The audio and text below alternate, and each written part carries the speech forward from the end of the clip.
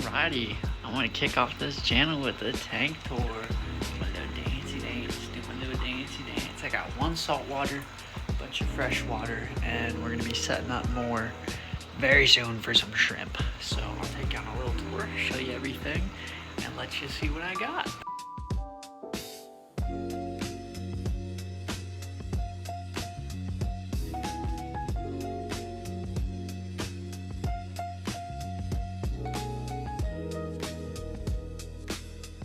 Okay, so this first tank here, huge. First of all, 90 gallons, a saltwater aquarium. I got this from a gentleman named Tim in my local community. I had posted something on my Nextdoor app saying that I took care of fish and whatnot, and this guy reached out. He said, hey, I've got this tank that I can't take care of anymore. Would you want it? I said, absolutely. It's my first saltwater tank, but it's got like 50 anemone. It's got a yellow tang. It's got 2 clownfish, 1 Bangai cardinal, 1 coral beauty angelfish, and then 1 leopard wrasse. Sorry, I'm trying to still memorize all the names of these new fish. But now that I've got this set up, I can't put coral in this tank just because the anemone would shock it. At least from what I'm reading online, the anemone would shock the coral. So what I'm gonna do is I'm probably gonna set up like a 29 gallon kind of next to this around the corner. Use that just for coral growth. And then I'll be able to get some pretty cool species of coral, grow them out, and then sell the cuttings and whatnot, just like you would a plant. Well, I think that's pretty cool. I wanna be part of preserving the coral. I know it's dying off in the oceans, so if I can save some in a tank, grow it out, make more of it, I'd love to do that. Hell yeah.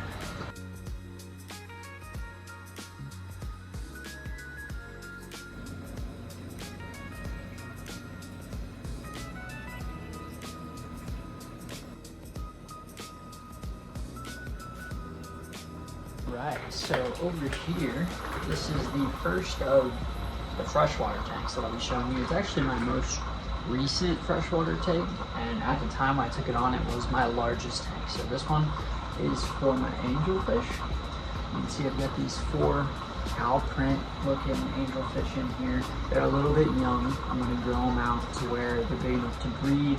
I'll put like a piece of slate in here or like a tile that they can breed on, but I already see them kind of like, you'll see them kiss every once in a while.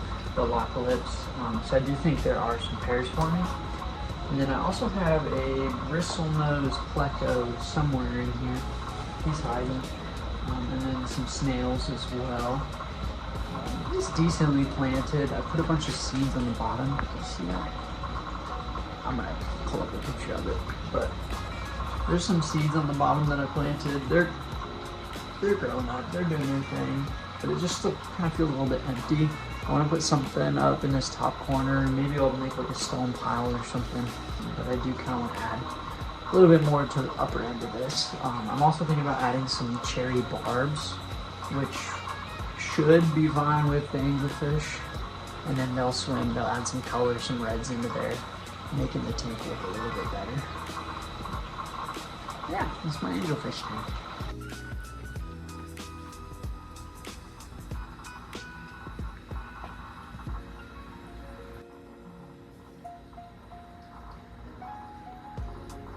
I did also want to mention that in most of my tanks, you'll see there's one there and the one right here. I'm growing pothos out of them. So I found that, for one, freshwater, fish emulsion works incredibly well for growing your plants. I think that's kind of the no-brainer. It's like fertilizer for your plants. But when I first got all the tanks, I started just watering my plants with like my water change water, the stuff I would take out. I'd give some to my girlfriend, and we noticed the plants start going crazy.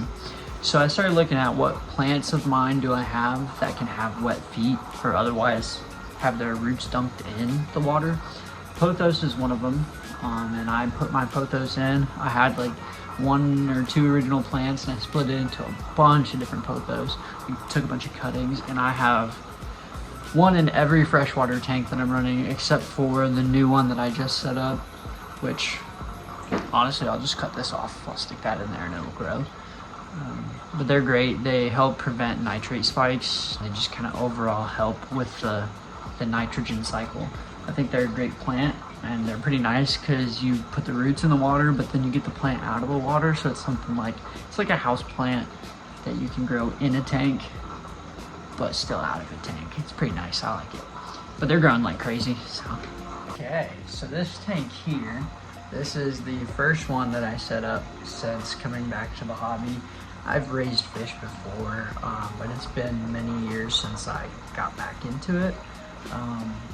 I got this tank off of Facebook Marketplace. I think I got the tank and stand plus filter, and I think I bought the heater. But I think I got most of the stuff for like $60 on Facebook Marketplace. And at first, I fucked up really bad. I forgot to dechlorinate my water. Now this is a while ago. This is a good while ago. But I forgot to dechlorinate my water because I forgot that was part of the process. And I put some fish in here and they did not make it. And that really sucked. That made me really sad. But then I learned a lot. I rushed some of the process, like this is not real driftwood, that's not real wood. I wish I would have gone with that, preferred that natural style, but I was kind of rushing the process. I was excited to have fish again. And so I did the plastic, just kind of like Petco decorations. I do have some plants that I put in here, like in the back, there's a plant. I tried some seeds. And I learned on this tank, do not just drop seeds into your tank, especially if they have any sort of sticky film on them. I didn't know, but a bunch of the seeds that I used and I thought would just like cover the ground, they had this sticky film and then it became like a web all across the tank. It was terrible. And you can see a lot of it ended up here, which I have a bunch of red root floaters up here, but they're just kind of like catching all this other stuff. And I've kind of let it go because the betta likes hiding in there. And I figure, you know, keeps them from jumping out. But I am gonna redo it. You can also see, or maybe you saw on the B-roll, there's a lotus seed that I need to take out of here. I tried lotuses in a bunch of my tanks and they grew and grew and I thought they were gonna sprout, and then by the time they're about to like unfold their leaves, they started dying off. I'm not sure why, because all my other plants do fine. But across all the tanks, that's kind of what the lotus seeds are doing, so. Who knows? Who knows?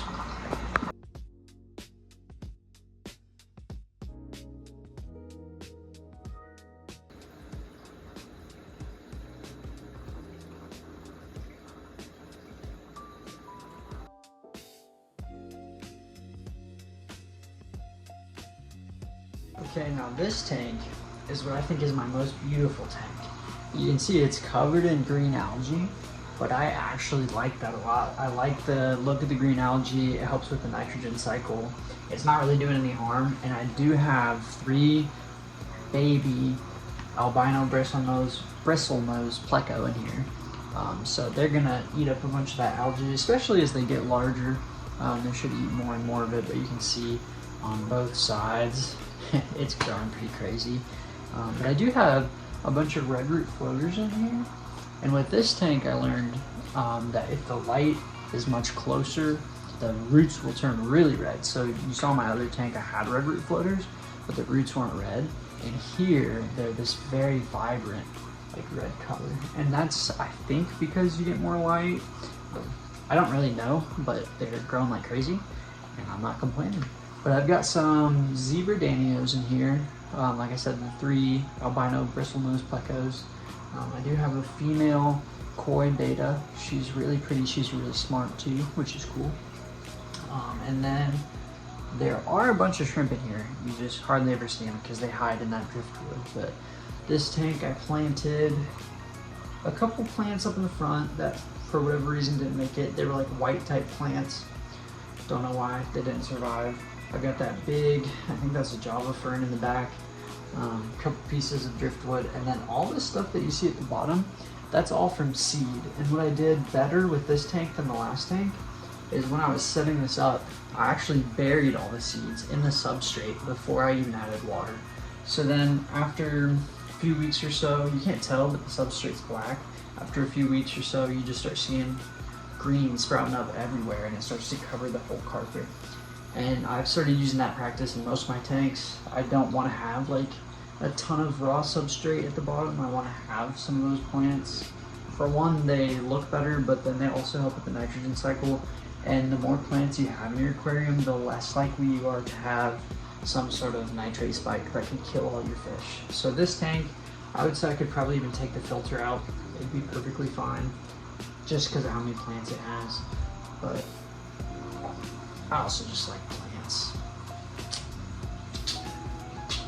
And then also in most of my tanks I put moss, so you'll see in the bottom of the driftwood I've kind of tucked away some moss, and that kind of creates a hiding space for some of the smaller stuff. So the shrimp are probably in there right now, and it also helps just kind of filter out some of that water while your plants are growing up. That way you don't get anything that kills your fishies.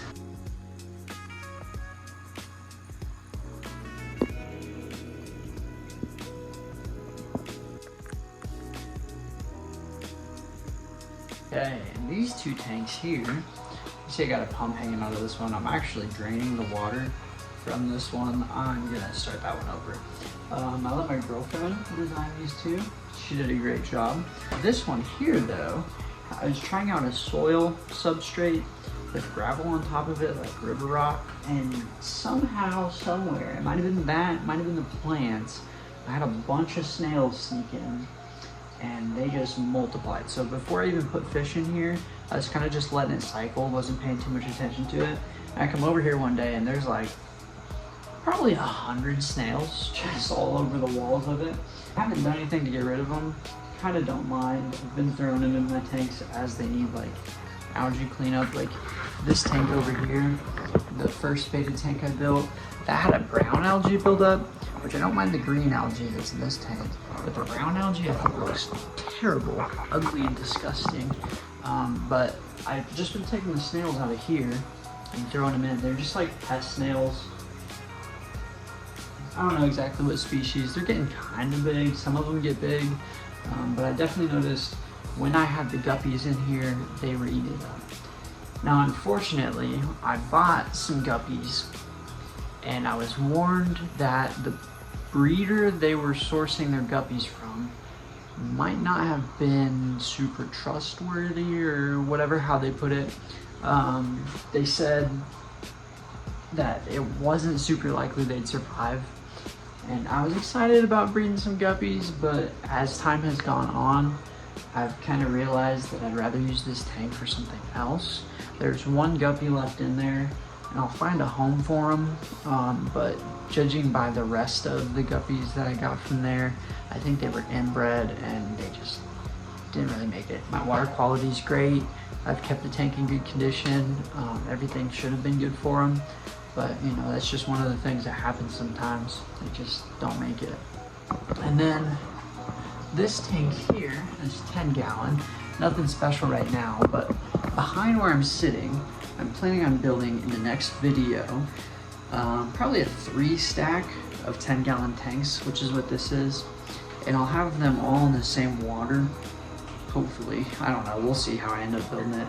But I want to do 3 different species of shrimp in there. Probably, well, maybe not different species, but different colorations. I'll probably go neocardina for all of them, but maybe have some blue ones. I saw some really shrimp that I like with kind of the black and blue stripes, but we'll see, we'll see. Just gonna kind of breed those out. I'll build the rack for them. Hopefully they have a good life in there.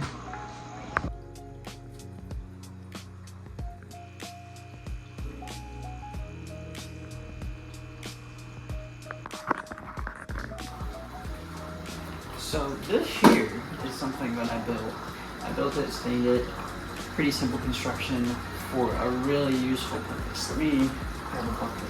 So I built this for water changes. So I'll make my water, put it in a 5 gallon bucket. And then what I was doing was either scooping or putting the buckets up on these ledges behind the tanks, which is really hard when it's full of water. So I built a stand so I can just put my 5 gallon buckets on here, and it sits just high enough, just above the tanks, to where I can put my pump in here and just let it run, and it'll drain all the water out of the 5 gallon tank, put it into where I want it, and makes the job in general much, much easier. So that was a big upgrade that I did just recently. Definitely made my life much simpler. Righty, and this last tank here, this is the newest tank in the collection. Just recently got set up. I put some plants in here. They haven't grown out yet. There are a bunch of seeds below the substrate that'll grow up. I do need some floating plants, but there is a betta in here. It's very beautiful. It's blue and white, but hardly ever comes out. They hide underneath the moss or hide up in the floaters that I've got in here. But you hardly see him. He just joined the team. We put him in there yesterday, 2 days ago. I don't think he's quite gotten adjusted yet, so I'm just kind of letting him have his space, giving him food and stuff. He seems to be healthy, but just probably a little bit stressed out.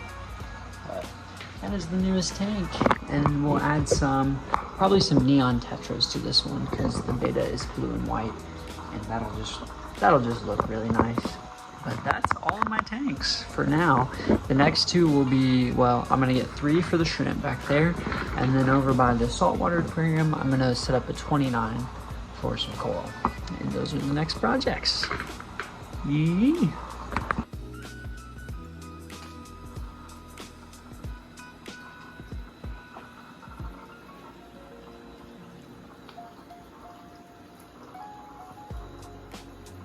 Oh, and the one other thing, I'm gonna get rid of this table, but for right now, I've got a bunch of buckets in here, mostly for moving that 90 gallon, and then I've got a bunch of different substrates that are all under there as well. That's kind of what I've been using it for. It looks a little messy, but I'm gonna get rid of it.